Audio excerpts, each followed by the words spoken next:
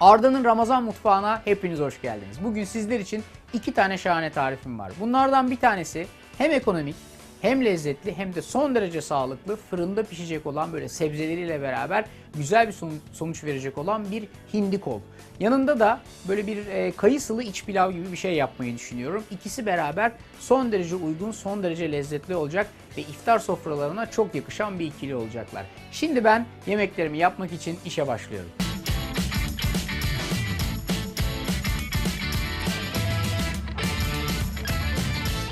Bugünkü iftar menüm son derece basit 2 tane tariften oluşuyor. Sizi hiç zorlayacağını düşünmüyorum. Yani Ramazan sofralarına böyle farklı alternatifler sunuyor ve koyuyor olduktan sonra bugüne kadar yaptıklarımızın yanında bu 2 tarif hakikaten çok kolay. Ama kolay demek lezzetsiz, basit ve böyle hani yakışmayacak diye düşünmeyin hiçbir iftar sofrasına. Gerçekten birbirinden güzel 2 tane tarifim var. İşin güzel tarafı da 2 tarifin de birbiriyle çok uyumlu olması. Bugün size bir hindi yapacağım.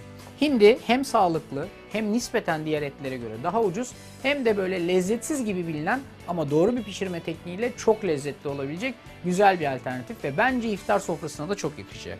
Böyle bir hindi but ve kol alıyorsunuz. Her ette olduğu gibi bu but ve kalça etleri her zaman daha lezzetlidir. Tavukta da, koyun etinde de, kuzu etinde de hepsinde daha lezzetlidir. Keza hindide de aynı sonucu verecek. Şimdi bir kere öncelikle şöyle bir hindi kol alarak işe başlayacaksınız. Sizden isteğim ters tarafını çevirin. Bir kere derisi üzerindedir zaten bunun. Ve derisi üzerinde olması lazımdır. Bunun tersini çevirin ve bıçağınızla şöyle küçük delikler atın. Bunu yapmamızın sebebi pişerken her şeyi, bütün aromasını iyice içine çeksin. Böyle birkaç tane delik atmanız bunun için yeterli olacaktır. İsterseniz üzerine bu derili olan kısmına bıçakla çentikler de atabilirsiniz ama bıçakla ben çentikleri atmıyorum ki deri bir bütün olarak kalsın ama o da genellikle uygulanan bir tekniktir. Şimdi bakın çok kolay bir tarif bu. Hiç zorlamayacak bizi. Bu arkadaşı direkt olarak fırına atacağız birkaç malzemeyle tatlandırdıktan sonra. Ben bunu yapmak için şimdi kareye mi koyayım yuvarlağa mı? Sanırım yuvarlağın içinde daha iyi olacak. Çünkü evet işte böyle tam sığdı. Kareyi kaldırıyorum ve yuvarlağın içinde işime devam ediyorum. Bu arkadaşı birazcık tadlandırmamız, birazcık da böyle lezzetlendirmemiz lazım. Bu şimdi şöyle kenarda dursun. Ben bunun içine girecek malzemeleri göstereyim size. Çok fazla değil. Yani bunu istediğiniz kadar çoğaltabiliriz bu arada. Yani istediğiniz kadar çoğaltabilirsiniz. Bir tane havuç alıyorum. Böyle ortadan ikiye vuruyorum havucu. Ve hani şu şekilde iri parçalar kesiyorum.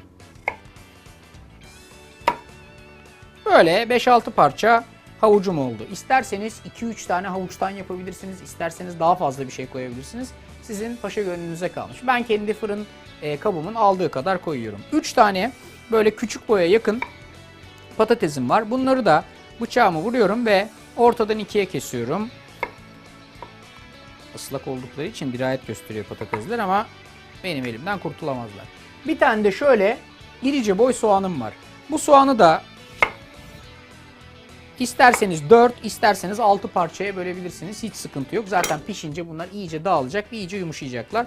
Bu arkadaşlar da burada. Bu tarifin içine en büyük lezzeti katacak olan da sarımsaktır. Yaklaşık böyle 7-8 tane de sarımsak, 7-8 diş de sarımsağı hepsini tezgahımın üzerine koyuyorum. Bu tarifin olmazsa olmazı bence kekik. Çünkü hakikaten acayip yakışıyor. Böyle fırında yapacağınız et ve türevi tarzı şeylere kekiği bence mutlaka dahil edin. Taze kekik 1, 2, şöyle 3 tane dal taze kekik, hatta isterseniz fazlalaştırabilirsiniz. Şu küçük parçaları da koyayım. Lezzete bir ekstra zararı yok, hatta artısı var bunların. Şimdi yapacağımız iş son derece basit, son derece kolay. Yani hiç böyle bir iftar sofrasına bu kadar kolay böyle bir şey yapar mıyız diye düşünmeyin. Çünkü gerçekten iyi sonuç veriyor. Şöyle birazcık zeytinyağlı. Şimdi bu arkadaşı birazcık masaj yapacağız. Zeytinyağını şöyle bir hafif dökün üzerine.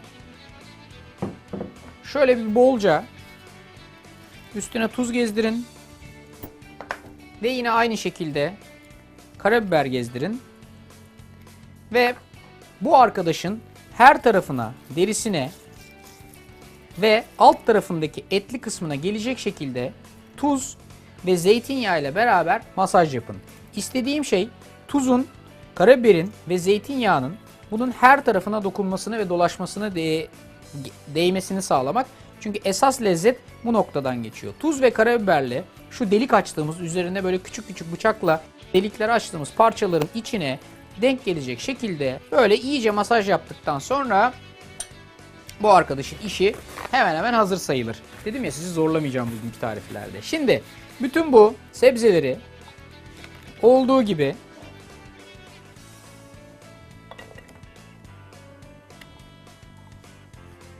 böyle fırın kabınızın içine yayacak şekilde koyun. İsterseniz çok azıcık bir zeytinyağı da onların üzerine gezdirebilirsiniz. Daha da fazla bir şeye ihtiyacınız yok. Bunu bakın çok fazla değil, bir lokmacık su koyacağım içine. Çünkü fırında pişireceği için bunun birazcık suyla beraber o suyun buharına ve sıvılığına ihtiyacı var. Etten de güzel bir su süzülecek. Bu arkadaştan da gelen suyla beraber, hepsi beraber güzel bir bitiriş sağlayacaklar. Çok fazla değil, şöyle ıslatma amaçlı birkaç kaşık kadar su koyuyorum. Ve bu arkadaşımın işi artık tamamdır. Şimdi bunu güzel bir şekilde fırına atacağım. Ama üstünü kapatarak fırına atmam lazım. Size daha önce bunu birkaç kere göstermiştim. Şu kürdanları kullanıyorum ben. Bu tip fırına atacağım ve üzerini böyle alüminyum folyo ile vesaireyle kaplayacağım malzemelerde. Ete değsin hiçbir zaman istemiyorum folyo. Pişerken neme lazım. Herhangi bir kötü sonuçla karşılaşmayalım diye. Böyle 5 tane kürdanı etin üzerine sapladım. Ben her seferinde bir tane havuç kullanıyorum. Bu havuçtan böyle kaç tane kürdanım var? 2, 4, 6 tane. 5 değil, 6'ymış.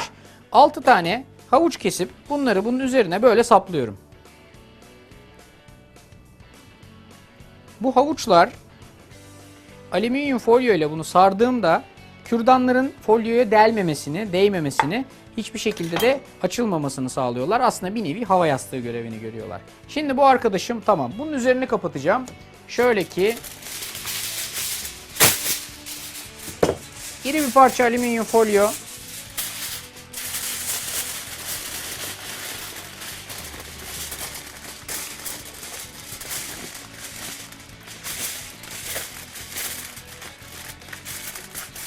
Ve ikinci parçayı da koyuyorum.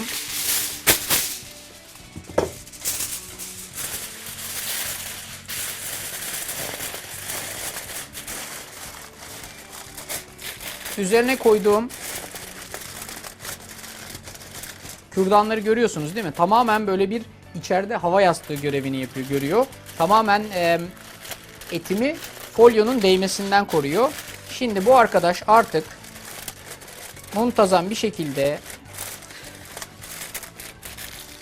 fırına girmeye hazır. Şimdi dikkatli dinleyin çünkü bunun tam güzel bir şekilde olma kıvamını söylüyorum size. 200 derecelik ayarlanmış fırında bir kere yarım saat böyle bir pişiyor bu. Önce bir şokluyoruz bunu. Sonra fırının derecesini 180'e düşürüyoruz ve 1 saat 20 dakika kadar öyle pişiriyoruz. 180 derecede aynen bu şekilde. Tamamen pişmiş demektir bu. Fakat üzerinin birazcık renk almasını istiyorsak 1 saat 20 dakika sonra üstündeki bu folyoyu açıyoruz. Dereceyi 160'a düşürüyoruz ve bir 15-20 dakika kadar daha böyle üzeri nar gibi kızarana kadar, daha doğrusu 15-20 dakika, yarım saat üzeri nar gibi kızarana kadar pişiriyoruz ve toplamda en fazla 2 saat sonra hakikaten şahane ve 10 numara lezzetli bir hindimiz olmuş oluyor. Şimdi bu arkadaş 200 dereceye ısıtılmış fırına gidiyor.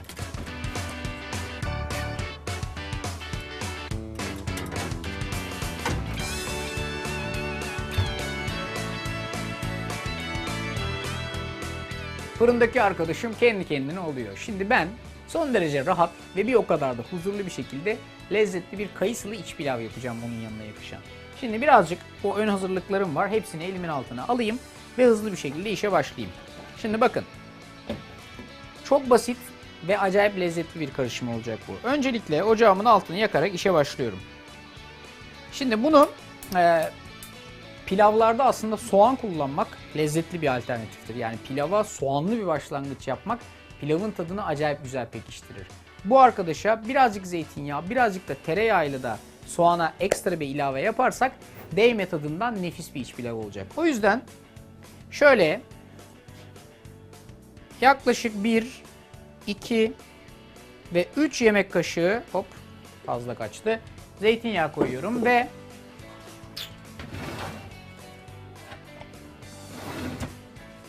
3 yemek kaşığı da tereyağı ekliyorum. Bu da 1,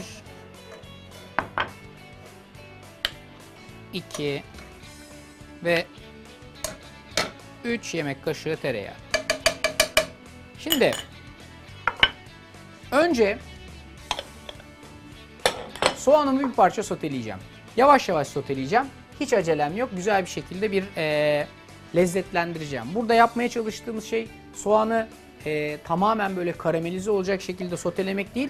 Aksine kontrollü bir ateşte yavaş yavaş bütün lezzetini saldıracak bir kıvama getirmek. Bir tane soğan yeterli olur bu tarif için. Bir tane şöyle ortadan büyük irice bir soğanınız varsa hiç sırtınız yere gelmez, hiç korkmayın. Tereyağım iyice eridi. Ben şimdi soğanı koyarak işe başlıyorum.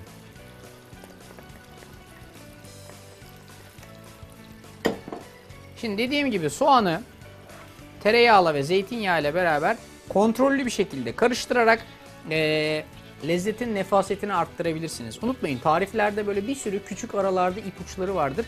Bu ipuçlarını doğru bir şekilde değerlendirirsek yemeğimizin lezzetini eksiksiz ve tam haline getirmiş oluruz. Yoksa hani sıradanla mükemmel bir yemek arasında aslında belki bazen yapılış anlamında etap etap gidersek çok bir fark olmuyor. Ama uygulamadaki o küçük püf noktaları var ya, sıradan yemeği mükemmel bir yemek haline getirmenin bence en önemli noktaları. Bu küçük detay da onlardan bir tanesi. Şimdi burada yavaş yavaş oluyor.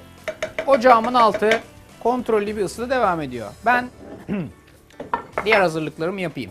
Dedim ya, buna birazcık kayısı koyacağız. Ne kadar derseniz şöyle 2 avuç kadar kayısı koyabilirim. Hatta işte bunun tamamını koyabilirim. Kaç tane? 20 tane, 15 tane, 25 tane. Böyle bol kayısı lezzetli olacaktır. 2 avuç yeterli olur. Bunları, kayısıları mümkün olduğu kadar böyle ince ince kıymanızı öneririm size. Sakın bütün atmayın, o zaman yerken böyle kocaman kocaman kayısılar gelir ağzınıza. Gözünüze de onlar gelir, güzel olmaz. Mümkün olduğu kadar ince ince kıyın. Ama aralarda bu arkadaştan ilginizi ve alakanızı asla eksik etmeyin. Şöyle hafif hafif karıştırarak yola devam edin. Bugün yaptığım yemek böyle tam padişah sofralarına yakışan tarzda bir yemek. Yani hindi bizim çok mutfağımızda kullandığımız bir et türü değil. Tatsız tuzsuz buluruz hindiyi nedense genellikle. Böyle sert ve böyle çok hani kullanışlı bulmayız. Ama hindi etini lezzetli bir şekilde yaparsak hem et yemiş oluruz hem de ekonomik bir şekilde evlerimize lezzetli bir yemek sokmuş oluruz. Bence hindi bunun için iyi bir alternatif.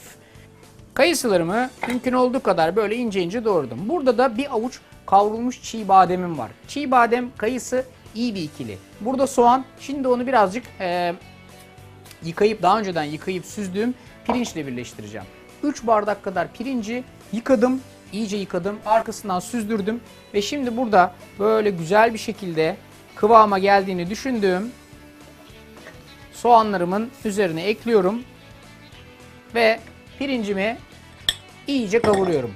Pirinci kavururken size önerim, mümkün olduğu kadar böyle onu kırmamaya çalışın ve dıştan içe doğru kavurmaya çalışın.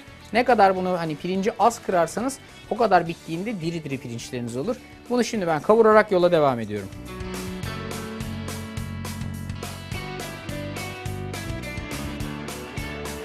Şimdi sevgili dostlar, pirinci artık birazcık güzel bir şekilde kavurduktan sonra pilavın yapımı hemen hemen bitmiş sayabiliriz. Bir kere bütün bu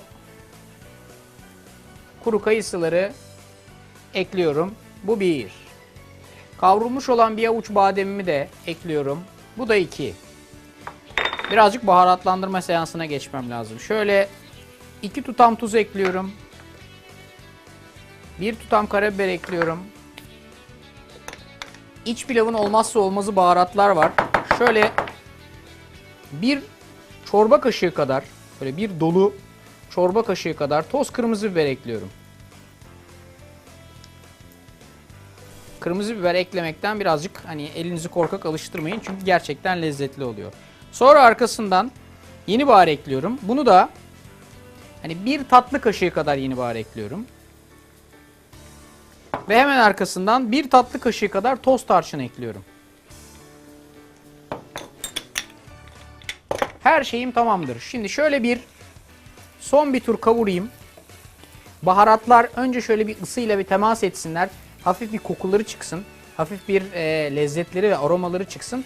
Hemen arkasından suyunu çekeceğim. Ondan sonra da pilavım bitmiş olacak. Ne kadar su koyacağım? İşte bu hep bir muammadır. Pilava ne kadar su konur? Gerçek ölçüsü nedir diye. Herkesin de bir tarifi vardır. Pilavı çok iyi yapanların bir tarifi yoktur aslında. Onlar hep göz kararı koyarlar. Ama bana sorarsanız her zaman 1'e 1,5 ölçü iş görecektir. Bazıları 1'e 2 ölçü koyarlar. Kabulümdür ya. Güzel yaptıktan sonra güzel yaptığını iddia ediyorsanız hiçbir sıkıntı yok. 1'e 1,5 ölçü gayet iş görecektir. Yani ne yaptık? 3 bardak kadar pirince 4,5 bardak kadar su koyacağız. Ne koyuyoruz? Tavuk suyu koyuyoruz. Çok daha lezzetli oluyor tabii ki bunu yapınca. Fakat size önerim şudur. Koyacağınız tavuk suyu soğuk olmasın. Sıcak, ılık, hatta sıcağa yakın olursa çok daha iyi sonuç verirsiniz. Şöyle 1, 2, 3, 4, 4,5 bardak kadar tavuk suyunu koydum. Şöyle güzel bir şekilde karıştırıyorum. Sıcak olduğu için hemen biraz sonra tıkırdamaya başlayacak. Bu arkadaşın ağzını kapatıyorum. Klasik usul. Tıkırdadıktan sonra altını kısıyorum ve 15 dakika kadar pilavın pişmesi için bekliyorum. Piştikten sonra içine birazcık kıyılmış maydanoz ekleyeceğim. O sırada fırındaki arkadaşım da pişecek. Kıyılmış maydanozu piştikten sonra demlendirme safhasında eklemeniz hakikaten çok önemli. Yanlışlıkla şu noktada veya ara noktalarda eklemeye kalkarsanız bir pilavınız olmaz. 2, içine koyacağınız yeşillik aniden kararır ve bütün nefasetini kaybeder. İstediğimiz şey maydanozun lezzeti bu pilavın içinde, yanında da nefis bir fırında pişen hindibutla beraber. Bugünkü Arda'nın Ramazan mutfağı çok pratik lezzetlerden oluşuyor. Ama pratik olmaları bunların nefasetinden bir şey kaybettirmiyor. Bu iki yemeğim soframı kurduğumda muhteşem sonuç verecek.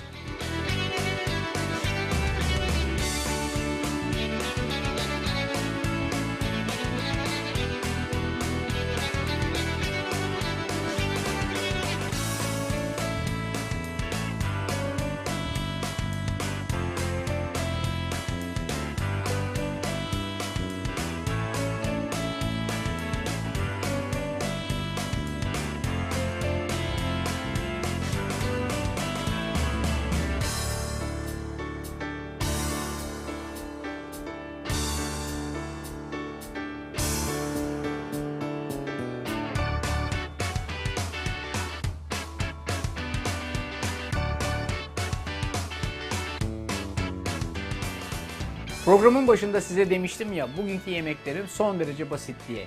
Yapması basit ama lezzeti mükemmel ötesi oldu. İşte size fırında böyle hala sıcak, güzel bir şekilde pişmiş sebzeleriyle beraber nefis bir hinditandır. Ve bu hinditanların yanına çok yakışacağını düşündüğüm güzel kayısılı, böyle kavrulmuş bademli, nefis baharatlarıyla bir iç pilav. Bu ikisi birbirleriyle çok uyumlu. Ama siz bunun yanına bir üçüncü alternatif koymak isterseniz nefis bir hoşaf bunun yanına iyi gidecektir diye düşünüyorum. Onun tarifi de bu iki tarif gibi Facebook'taki Arda'nın mutfağı sayfasında var. Ya da eğer Twitter kullanıyorsanız beni Twitter'dan Arda_Türkmen olarak takip ederseniz Ramazan sofralarına yakışacak nefis iftariyelikler ve iftar yemekleriyle ilgili her türlü fikre, paylaşıma ve sizden gelecek yönlendirmeye açığım. İşte bugünkü yemeklerim sofrada. Dediğim gibi bazı yemeklerin basit olması kötü olacağı anlamına gelmez. Çok basit malzemelerle çok sıra dışı sonuçlar yaratabiliriz. Çok sıra dışı sonuçlar ortaya koyabiliriz. İşte bu ikisi de onlardan birer örnek. Önümüzdeki günlerde daha farklı yemekler yapmaya çalışacağım sizler için. Yarınki programda da 2 tane bambaşka tarifle karşınızda olacağım. O zamana kadar benden bu kadar. Yarın görüşmek üzere. Kendinize çok iyi bakın.